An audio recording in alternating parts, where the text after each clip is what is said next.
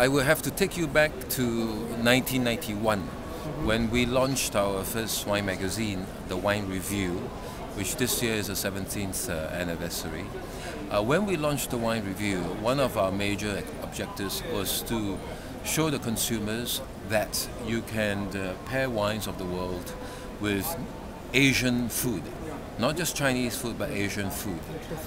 And it was important for me because I could see even then lots of these snobs going around, and unfortunately they tend to be locals in Singapore at that time. They tended to be locals who said, oh, you know, how could you possibly drink a French Chablis with Cantonese food? I say, why not? The French can drink Chablis with chicken rotisserie, and if you can, why can't you drink the Chablis with a Cantonese roast chicken? Why would the chicken know the difference? You know? And what would they drink? Well, these people who were a bit snobbish, French food was French wine, Italian food was Italian wine. I see. So, and on top of that, I said, well, if you go by that reasoning, then we can't drink cognac with Chinese food because cognac was so big. I said, cognac is French. And then you can't drink beer, which is the most popular alcoholic drink in the world. You can't drink beer with Chinese food or Asian food or Indian food or Japanese food, because beer was either the Sumerians or the Egyptians, and Sumer is in present-day Iraq who started it. So I said, come on, you know, relax. And sure enough, we didn't just want to tell people, we want to show people. I don't like this thing where I tell people what to do. Because I myself like to be shown something. So we organize regular, practically bi-monthly wines, lunches and dinner. Sure, we had the occasional French or Italian, but they were concentrated mostly on Asian food. So to launch it and to capture the public's imagination immediately, I had a champagne, 2 whites, 1 rosé, and a red with the famous Hainanese chicken rice at the famous Mandarin Hotel. More than 100 people turn up. And it was a paid for dinner? It was a paid for lunch, lunch. More than 100 people paid, to attend. And of the champagne, 2 white, 1 rosé, and 1 red, most people found that at least 3 or 4 of the wines went with the chicken rice. So people found out for themselves they can do it. Why can't they do it? As long as they enjoy it. Right. And I told them, if for some reasons you don't like wine and you prefer orange juice with the chicken rice, go ahead. Just do what you like, as long as you enjoy it. But we found, of course, that in the course of doing this introduction, people realized that, sure, you can drink, there are lots of Asian dishes that can go with wine, but it's a matter of finding the right wine. So it would be too if you're doing French food. Not all French food can go with all French white wine or French red wine. You have to find the right one. So this was the motivation, to show people that Asian cuisine, with its rich heritage and long history, can pair with the wines of the world. Not every wine, not every dish, but you, like friends that you want to stay friends for life, you have to choose the right pairings. And this was our goal. And because I was, to put it very bluntly, I was sick and fed up of these snobs telling people what to drink, when to drink it. I found that this wasn't healthy for the future development of wines.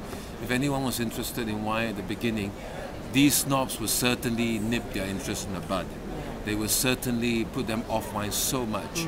And I felt that a bottle of wine was meant to be enjoyed by anyone. So that was the reason. Another reason to start it was, and we've always been interested in wines with Asian food. So the ICCCW took me about 2 years to think about how to do it. So I wanted to give it an international plane, to take it to an international plane. And I wanted to elevate the idea of Chinese and Asian cuisine, because people look at it and think, oh, how can you possibly drink fine wines with Chinese cuisine or Asian cuisine, Japanese, Indian food, Korean food, Vietnamese food, Chinese food. And Asian cuisine, if you go to predominantly Western country or city, is relegated to the fringe Yes. and usually considered cheap. And I said, my God, these people have no idea what Asian cuisine is. I mean, we have like the French, we have food that is home cooking, we have bistro, we have brasserie, and we have restaurant quality food. So I certainly didn't want Asian cuisine to be thought of as pizza, stew, Italian cuisine. I wanted to show people our Asian cuisines are very complex, and at the same time, although it's got traditional dishes, it's also continued to evolve. And in order to do that, we have to provide a catalyst. Yes. We have to provide a meeting place where experts, restaurateurs, F&B people, wine producers, wine distributors, international press come to a place, gather at a place once a year, and the fact that they make this effort shows that we are serious and proud of our cuisines, and we are serious to find out what wines go with Asian cuisines and some of the dishes.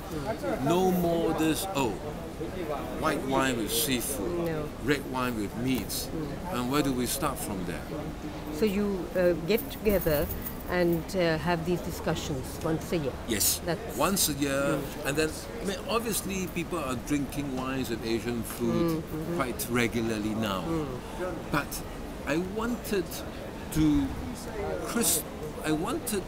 elevate the everyday experience by all of us and by the consumer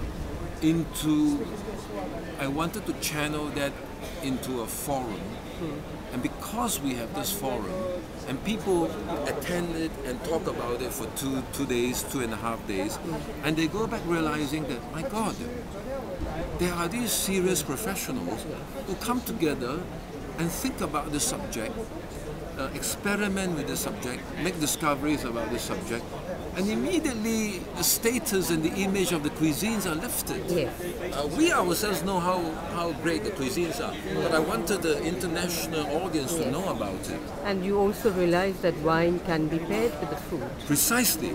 I mean, when you have all these experts, professionals from around the world, and 90% of them put up their hands for certain wines, for certain characteristics, for certain dishes, I think the consumer will say, thank you for going through this exercise, and 90% of you who are professionals tell us they work, and what a wealth of information and education and knowledge. Right.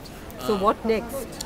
Well, this is going to be once a year, and obviously once a year is not enough, but once we've provided this platform, this fountain, and people go back and talk about it and think about it, and the journalists, including yourself, who are so influential, write about it.